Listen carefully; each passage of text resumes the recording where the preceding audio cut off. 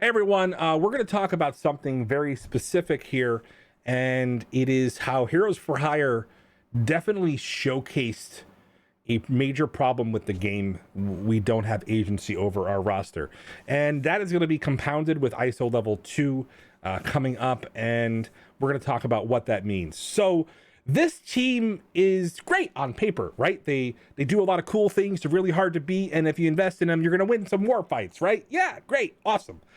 Well, here's where you screwed up, Boundless, Scopely, whoever decided you were when you decided to set this team in motion. Okay, three very important things to know.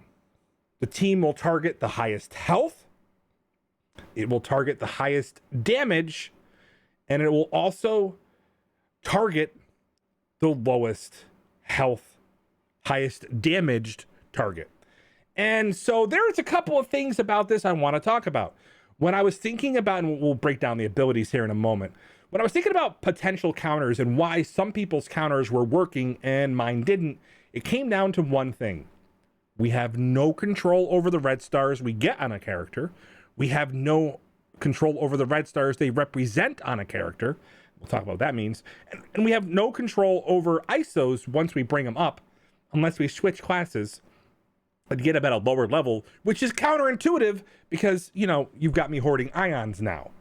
So let's talk about this.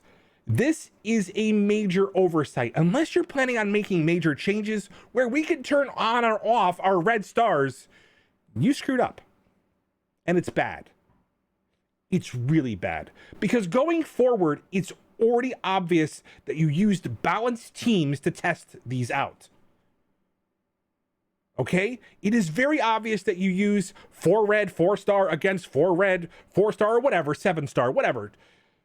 Yeah, great. Balanced teams. The problem with that is if you win the jackpot and you get, I don't know, a 7 red star white tiger or a 7 red star moon knight, you might have a problem with your Shadowlands teams facing certain opponents, especially if this mechanic holds up.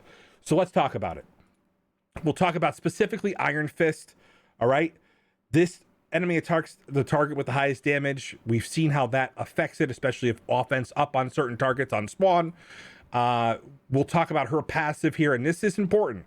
At the end of any Heroes for Hire turn, 100% on war defense, attack the most injured non-summon enemy for 200% damage. Okay, so why is this important? Well, there's a couple of emerging counters like X-Force and Shadowlands that if you could control which character was being targeted by that specific ability,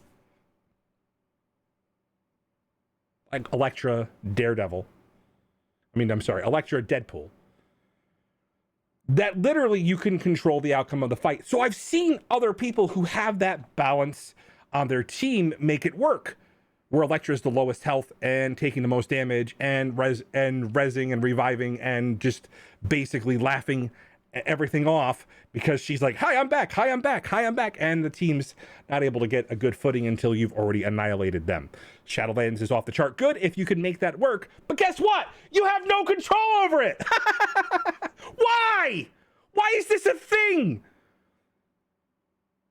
We have no way of making effective counters for the team unless you sell us an OP as team that's going to counter it. Why?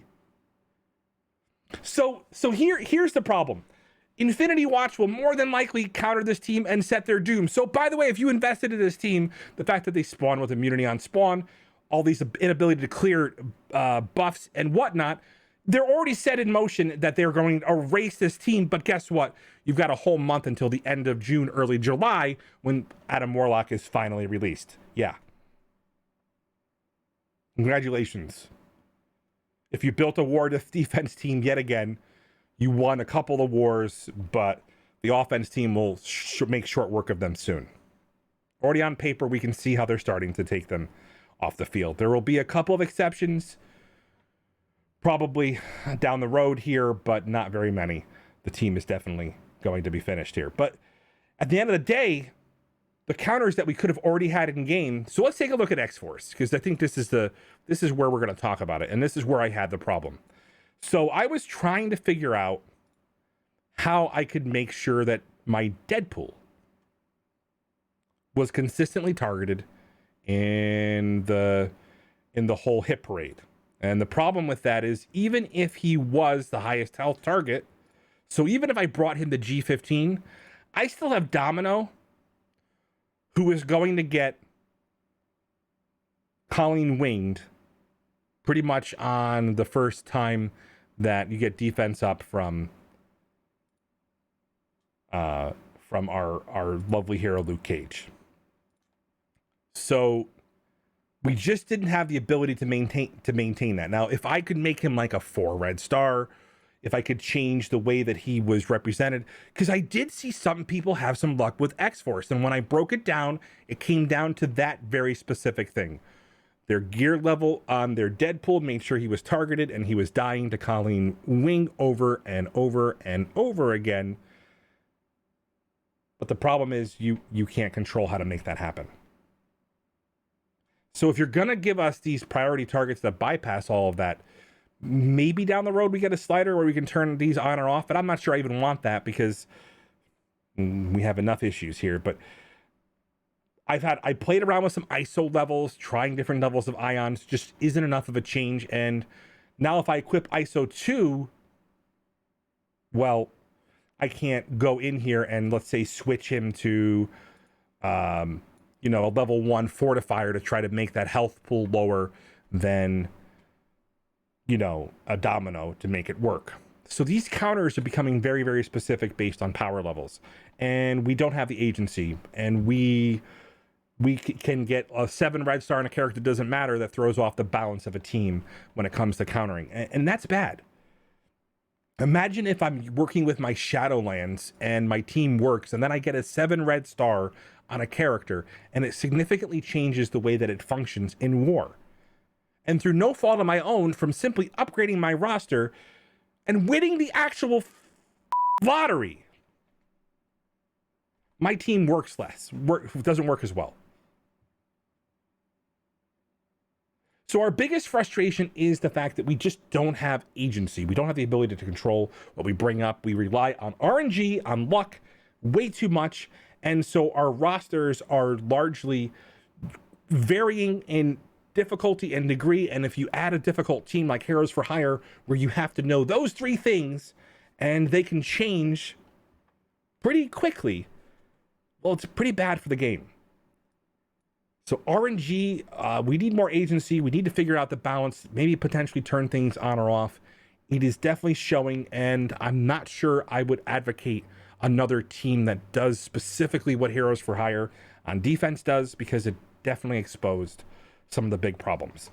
A member of my alliance goes, "Why didn't my Shadowlands work?" Showed me a video, and I was able to say, well, that's because you had this character too high, this ISO level too low, this health too off. And there's nothing fun about that when doing exactly the same thing I did with the exact same team in a very similar roster netted a very different result. And so, remember, guys, I do things so you don't have to. I'm a little frustrated by this because I feel like Heroes for Hire exemplified the worst in design elements. It amplified the fact that we don't have choice over our roster. We don't have the ability to scale certain things. And so, and the team synergies are very reliant on having 5 members to make them work in their full category.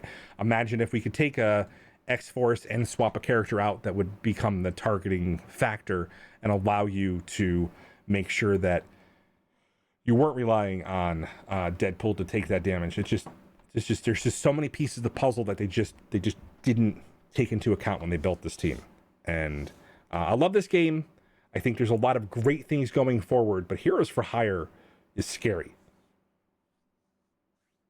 It's scary in the way that it has definitely changed the pace of war. Thank goodness we were able to find a 2-shot counter so that we didn't have these crazy, war battles where you were just unwinnable. But that was happening in the first couple of days. The Kestrel combination with these characters felt unwinnable and was largely a problem.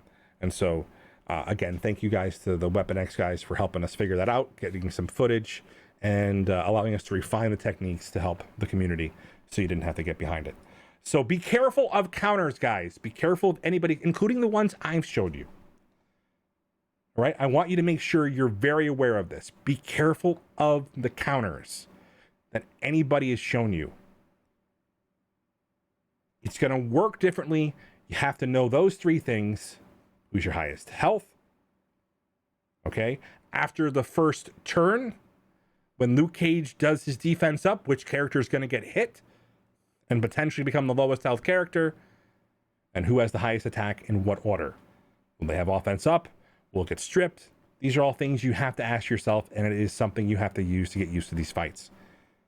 Shadowlands will work, and the biggest key to Shadowlands working was simply having the hanger up so that you got some very, very good RNG, and even without it, the RNG, if he was able to blind a couple of the heroes for hire, you definitely slowed down the damage by quite a bit. But having the hanger up, make sure he goes before some additional actions, and more importantly, the special on Daredevil meant that you were able to get the team to do damage to themselves through the counterattack. So stay tuned. These are definitely some of the emerging counters. Yes, they can one-shot them.